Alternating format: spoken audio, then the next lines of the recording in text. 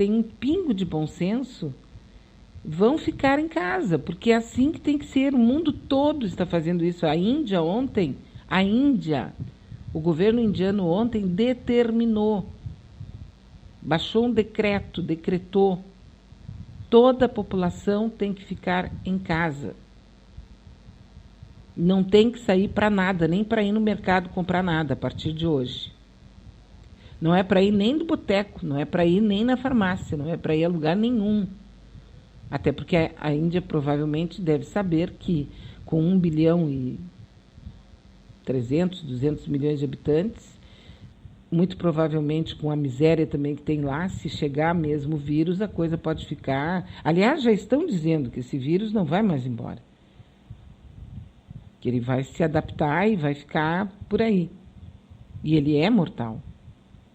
Não é apenas para velho, não. Tomara que fosse, né?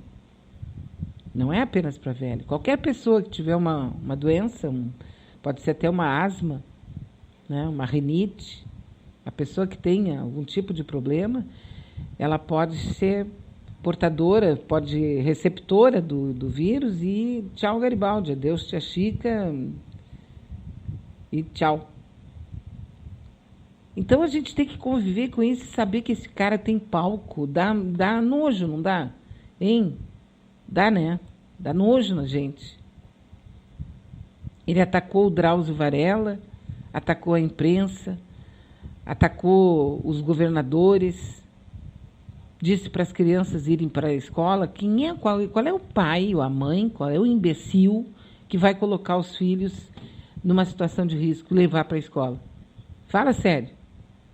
Por mais que as crianças atrapalhem, por mais que as crianças perturbem, por mais que elas deixem qualquer um meio louco, e eu sei que é assim que funciona, atacou todas as medidas do governo e vai continuar presidente, tu entende? Essa é a parte mais nojenta. Ele está sendo chamado de imbecil pela imprensa do mundo todo. E nem duvido que alguém vá pegar um jornalista desses e vai dizer, não, ele não é imbecil, ele não é imbecil. Claro que ele é um imbecil. Só que ele é um imbecil perigoso e que tem do lado dele... O que tu faria se tu fosse o ministro da Saúde hoje? Aliás, falar em ministro, estão dizendo por aí que até o final da semana o Guedes pede o boné, né? Estão dizendo por aí, não sei se é verdade, que ele vai embora, que ele vai sair. Porque sim, né? Porque em termos econômicos o Brasil está ferrado. Totalmente ferrado. Aliás, uma boa parte do mundo está ferrado. Então, nós já estamos aqui, hoje é quarta-feira, né? É isso, quarta-feira, dia 25 de março do ano de 2020. Ontem eu recebi um postzinho dizendo nós vamos ter que resetar e recomeçar o 2020, que está meio complicado, né? Parece que está meio complicado mesmo. Aqui, ó, o comandante do Exército diz que coronavírus é a maior missão da nossa geração. Eu espero, sinceramente, que todos os comandantes do Exército, da Marinha, da Aeronáutica, do Exército da Salvação, sabe, da Comunidade das Marias, e todas as pessoas estejam exatamente com isso. Nós estamos em guerra. Dizer para as pessoas irem para a rua é a mesma coisa que dizer, olha, atravessa aquele rio ali cheio de piranhas e vai só com um fio dental. Facilita a vida das piranhas. Vai para a guerra, tu vai ter que enfrentar lá um PCC, tu vai ter que enfrentar um exército mais louco do planeta de mãos abertas, de mãos abanando. A mesma coisa. Se fosse um inimigo ainda visto, tu poderia criar algum tipo de, né, argumento. Só que não é. A vida nos mandou, de uma forma meio hilária até, para que a humanidade completamente ensandecida, completamente louca parasse. A vida nos mandou um inimigo contra o qual nós não temos a menor possibilidade de lutar, a não ser nos esconder. Ir para baixo da cama.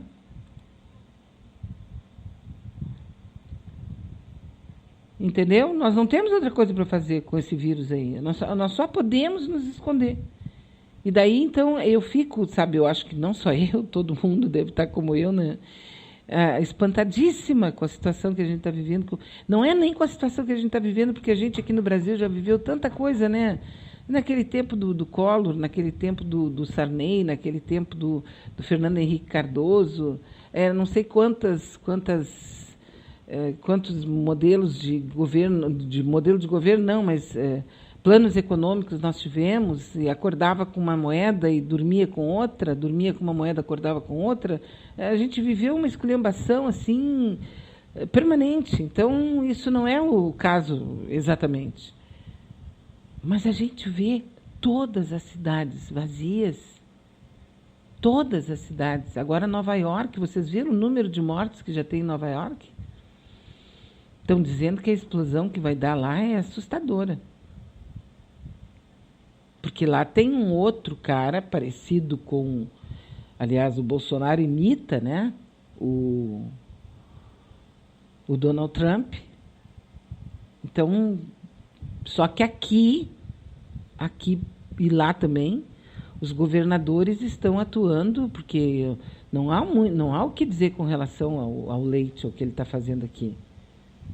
Não há o que dizer com relação ao Dória, com relação ao Witzel, apesar de sabermos, né, que as orientações políticas deles são bem ao contrário das nossas, mas eles estão atuando com bom senso, eles estão atuando com preocupação com a vida. E isso é louvável sob todos os aspectos, quer dizer, e são essas pessoas que estão conseguindo ou vão conseguir travar um pouco o genocídio assim desejado por essas criaturas dementes, que não são dementes. Eu me recuso a chamar essas pessoas de loucas, pelo respeito que eu tenho aos loucos, aos dementes. Eles não são, eles são pessoas más. Ou então eu que sou a doida de Vanas, má, não sei. Então, assim, ó, nosso WhatsApp está liberado, nós temos agora, podemos conversar, trocar aí uma ideia, né? Se você colocar para a gente e mandar uma mensagem de voz aqui para o nosso espaço, vai ser muito bom, né? Todos os economistas do mundo, todas as pessoas de bom senso do mundo estão dizendo que antes da economia é a saúde. Ontem eu vi um médico que disse o seguinte, ele estava terminando, eu ouvi numa dessas emissoras de rádio, não me perguntem qual foi, porque eu realmente não sei, eu estava ouvindo tantas. Mas o que ele contou foi o seguinte, e eu fiquei imaginando que isso não deve ser muito diferente em outros espaços de medicina. Ele disse que estava cansado, que ele tinha terminado o plantão dele, estava muito cansado, mas que ele sabia que ia ter que voltar, então ele, ao invés de ir até a casa dele, expor a família dele ao vírus, ele resolveu, ele mesmo, porque todos eles estão preparados para serem chamados para ficar no hospital, ou pelo menos próximo do hospital, e não voltarem para casa para não exporem a família. Mas isso não aconteceu ainda. E ele disse que resolveu ficar, e foi ali, procurou um lugar qualquer onde ele pudesse dormir um pouco, e depois ele dormiu, mas nesse dormir, acordar e tal, ele viu pessoas da limpeza passando. Mais de uma vez ele viu as pessoas passando. E daí ele disse que pensou e chamou uma delas e começou a conversar com ela. E ele descobriu o seguinte, são todos terceirizados. Por quê? Porque existia aquilo que a gente chama de organização. As empresas, as estatais, as escolas de medicina, as universidades, todos tinham funcionários. Hoje existe a terceirização, eles contratam empresas que contratam pessoas que ninguém dentro do hospital sabe quem são. Elas vão lá, fazem a faxina e vão embora. Assim como acontece em qualquer edifício, em qualquer escritório, em qualquer empresa, enfim. Ele começou a conversar com essa pessoa e essa pessoa disse para ele que estava preocupado, sim, que estava bastante nervoso, preocupado com a possibilidade do vírus e tal, mas que ele tinha que ir para casa, que ele pegava um ônibus e o trem para ir para casa, para ir e para voltar, e vice-versa. Lotado. Porque ele vinha sem máscara, sem luva, sem nada de proteção para dentro do hospital. Agora, o detalhe mais sórdido de tudo. E aí, quando você chega aqui, o que faz? Toma um banho, bota uma roupa para ir trabalhar? Ele disse, não, a gente vai lá no vestiário e a gente troca, tira essa roupa aqui e bota essa roupa aí para trabalhar, essa que eu tô. Tipo, né, uma roupa de hospital, assim, azul de preferência. Aí, então tá, tu todos os dias recebe uma roupa. Não, eu tô usando essa mesma aqui faz uma semana. Então, quer dizer, por mais que todo o serviço ali esteja com asepsia, que os médicos estejam preocupados, e até as pessoas mesmo que fazem a faxina, limpando direitinho, tentando manter tudo bem limpinho, passando álcool, passando tudo que for, né, para tirar, para fazer uma asepsia perfeita, as pessoas estão com a mesma roupa faz uma semana.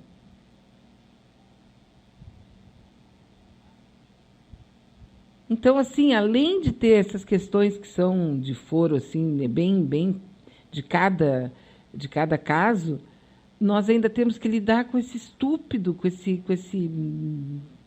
essa coisa chamada Bolsonaro. Até quando, hein? Até quando nós vamos ter que aguentar o Bolsonaro? O que tá... Aí tu espera, né, que hoje, bom, pelo menos hoje, então, quem sabe o Rodrigo Maia tem um ataque, quem sabe o Alcolumbre tem um ataque, quem sabe algum desses caras aí tem um ataque, diga, não, só um pouquinho, vamos interditar esse louco aqui. Nós não vamos nem sequer, vamos pegar dois psiquiatras e vamos interditar ele. Não, um dizendo para o outro que nós temos chamado a atenção, que nós precisamos ter, assim, de uma delicadeza, com uma educação, assim, para dizer que não vão fazer porra nenhuma.